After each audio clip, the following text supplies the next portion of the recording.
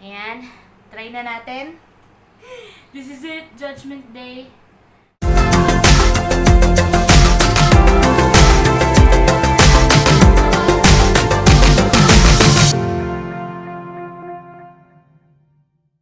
Hi guys! Welcome to my channel. Kumusta naman kayo? I know ang hirap ng sitwasyon ngayon dahil sa coronavirus, pero I hope that everyone is safe and well.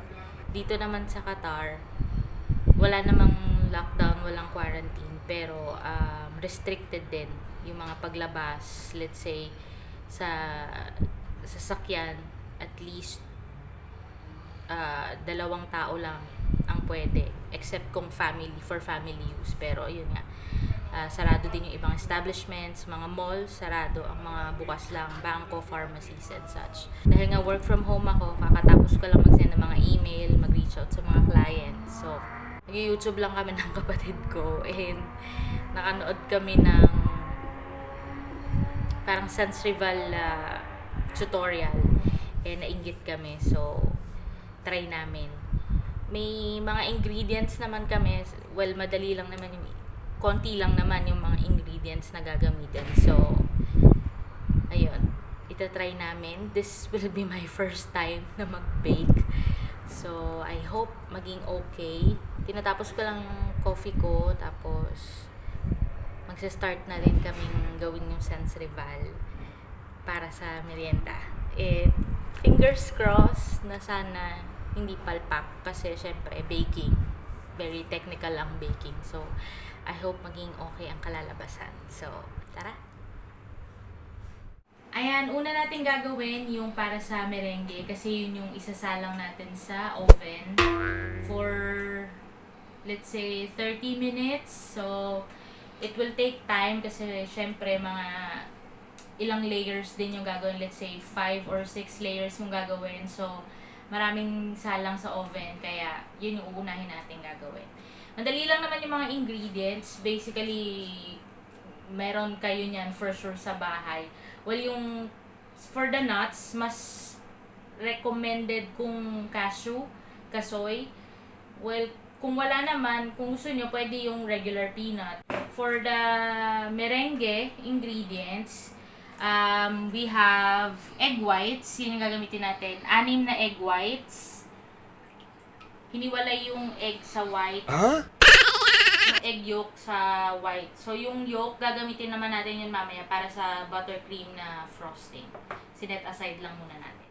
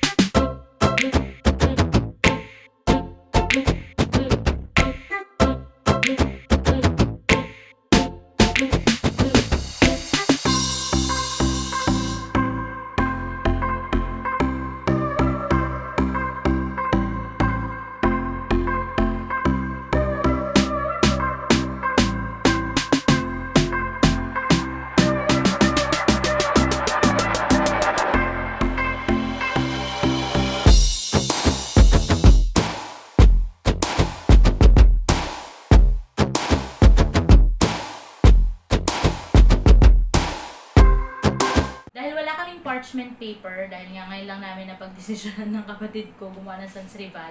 Mag-improvise tayo. Gumamit kami bond paper. So, ito, A4. Tapos, nilinyan lang niya. And then, mantika. So, dito papahiran lang namin siya ng mantika. So, parang parchment paper na rin yung dating niya. DIY parchment paper.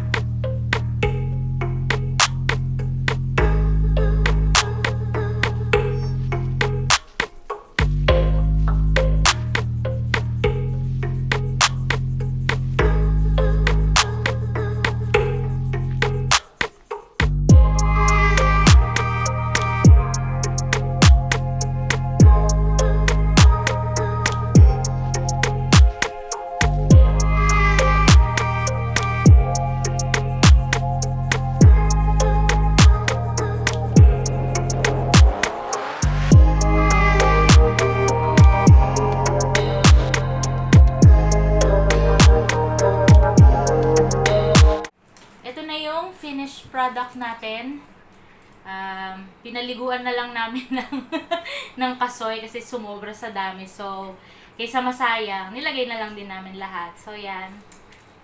I hope it will taste better than it looks. Lagay natin sa ref for about, siguro 4 hours. Tapos, tikman natin. Sana okay. Fingers crossed. Hi guys! So, ayan, 4 hours lumipas. Titikman na natin yung ginawa kong SANS rival. Matigas naman na siya. Parang nagsettle naman na yung buttercream frosting. So, try na natin. Sana okay.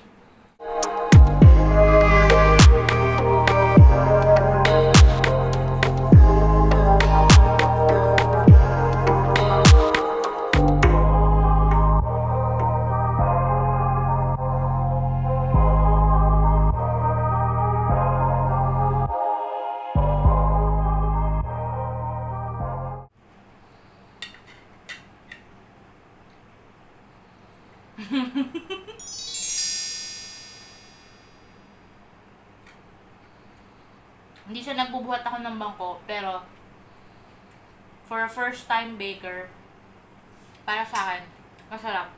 Hindi siya ganon ka-buttery, which is good kasi parang pag masyadong maraming butter, ako personally, masusuya ako. So sa akin, okay siya. Though, medyo matamis lang yung sa part ng, yung sa merengue. Siguro nasobrahan lang ako sa dami ng asukal na nilagay. Hindi masyadong natansya. But, all in all, okay. Tsaka yung merengue niya, hindi masyadong tostado. Okay lang yun na medyo chewy. Preferred ko yun. Pwede na akong magkape. Actually, magkakape na ako. Feeling ko perfect siyang i-pair sa kape. Thank you so much for watching. Please do not forget to like and subscribe to my channel. This is LaiGB and this is my OFW Diaries. Bye!